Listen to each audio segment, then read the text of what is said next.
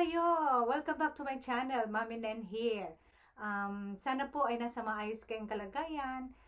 Kung nasa man po kayo, lalo na po dyan sa bansang Pilipinas, and talaga pong nakakalungkot ang nangyari. Ano po? Pray na sa kabila ng nangyari sa Pilipinas na bagyong Ulysses, ay unti-unti po tayong bumabangon, bumabalik sa normal, at nakikiisa po tayo sa mga taong tumutulong sa atin. Actually po sa Bicol, yung bahay namin ay talagang nawala ang bubong sa tindi ng hangin. Yun din pong mga kahoy ay nagsipagtumbahan. It could be worse po, mas maaring malala. Salamat sa Diyos at namang nangyaring masama sa mga kapatid ko, sa mga mahal namin sa buhay sa Pilipinas at naging ayos man po ang kalagayan nila. Marami lang silang mga inayos after ng bagyo at maraming nilinis, pero bukod doon is walang nangyaring masama sa kanila. Ako rin po ay nakikiramay sa mga pamilya na nawalan ng mga mahal sa buhay dahil sa bagyo. Nakalungkot po dahil nakita namin sa social media na bumaha na sa loob at sa bubong na sila natulog. Kahit napakalakas ng hangin, andun po sila sa bubong na natutulog. 5 rescue workers ang namatay sa gitna ng trabaho nila habang sila po ay nagtatrabaho. Talaga pong nakakalungkot.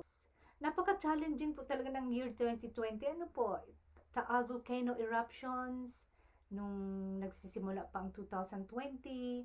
Tapos ito pa, may COVID na nangyari. Tapos itong mga bagyo. So, challenging po talaga. Pero thankful din po dahil alam natin na malalagpasan natin ito. Unang-unang nararamdaman ay yung paano na yan? Nawala na yung aking bahay na ipinundan, then nawala ng trabaho, maaring nawala ng mga mahal sa buhay, nagkasakit. So, siguro magtatanong po kayo na bakit ganito inaalaw ng Diyos? Mabait po ang Diyos, sa gitna po ng mga pagsubok sa atin, ay meron po siyang mga pinapangako o pangako sa atin. Sa kabila po ng mga problemang ito ay meron pong itinuturo sa atin. So, ano po ba ang dapat nating gawin pag merong mga challenges sa buhay natin? Dapat ba natin itong takasan? Dapat ba natin itong bigyan ng pansin? Ano yung magiging mindset natin? Isa pong nakakatawalan sa ating mga Pilipino ay kahit may mga pagsubok sa buhay natin, natututunan pa din nating tumawa, magpatawa. Meron lang po akong gustong i-share sa inyo sa oras po ng ating mga pagsubok sa buhay. Meron po mga sinasabi ang Panginoon. Do not allow yung mga negative feelings natin na matabunan yung mga pangako ng Diyos sa buhay natin or matabunan ang katotohanan about God na sa kabila po ng mga pangyayaring ito ay meron po siyang magandang plano sa buhay natin at siya po ay mabait at napakabuting Diyos pa rin po. Pwede ko pong i-share ito sa English and ipapakita po yung mga verses. Philippians 4:19, and my God shall supply all your need according to His riches in glory in Christ Jesus. Psalm 50:15, call upon me in the day of trouble, I will deliver you, and you shall glorify me.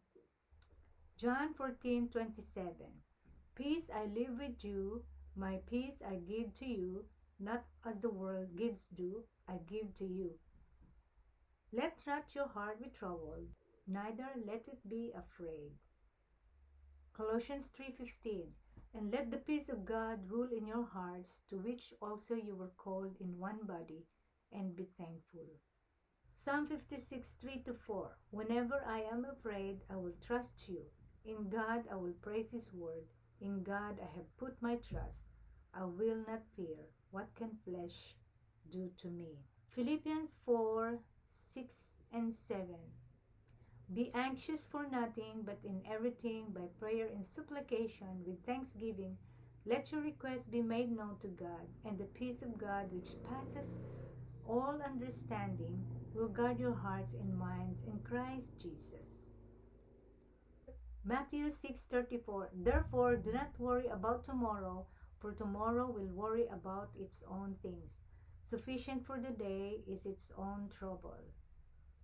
1 Peter 5:7, therefore humble yourselves under the mighty hand of God, that He may exalt you in due time, casting all your care upon Him, for He cares for you. Naman po ay mga pangako ng Panginoon. Napakarami po yan. Baka ho abutin tayo ng umaga pag sinare ko po yan sa inyo. Meron po tayong pag-asa. Lumapit po tayo sa Diyos at yan lang po ang ating dapat gawin. At napapagod na po ba tayo sa ating mga nararanasan ngayon sa buhay? Meron pong sinasabi si Jesus. Matthew chapter 11, 28 to 30, "Come to me, all you who labor and are heavy laden, and I will give you rest. Take my yoke upon you and learn from me, for I am gentle and lowly in heart, and you will find rest for your souls. For my yoke is easy and my burden is light." Kayo po ay iniimbitahan ni Jesus. Tanging kay Jesus lamang po tayo magkakaroon ng kalakasan, ng pag-asa sa buhay, sa gitna ng mga ganitong pagsubok. Hindi natin alam ang gagawin natin sa mga challenges natin sa buhay. At yung pong mga nabanggit kong mga pangako or Bible verses po is totoo po yun. Ginagawa po yun ng Diyos sa atin. Tanging si Jesus lamang po ang makakapagbigay sa atin ng kapayapaan sa puso at kalakasan at pagkakaroon ng pag-asa. Lumapit lang po tayo sa Kanya. At binigay po niya yung Kanyang anak na si Jesus para po tayo ay maibalik sa Kanya. Come to Jesus and He's offering you. He said, "My yoke is easy and my burden is light." Come to me, come to me. Sabi ni Jesus po yun. And hindi po kayo mabibigo.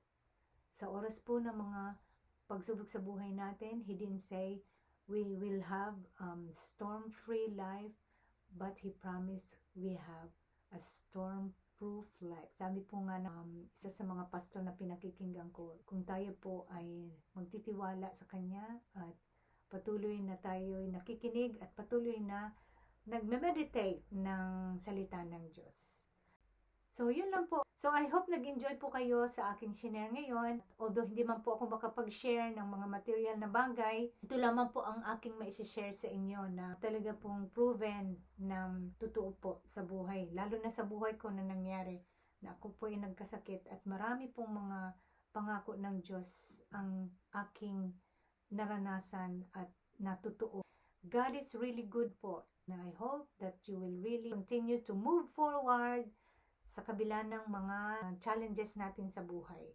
Hindi pa po tapos gumawa ang Diyos sa buhay natin. There's more. The best is yet to come po.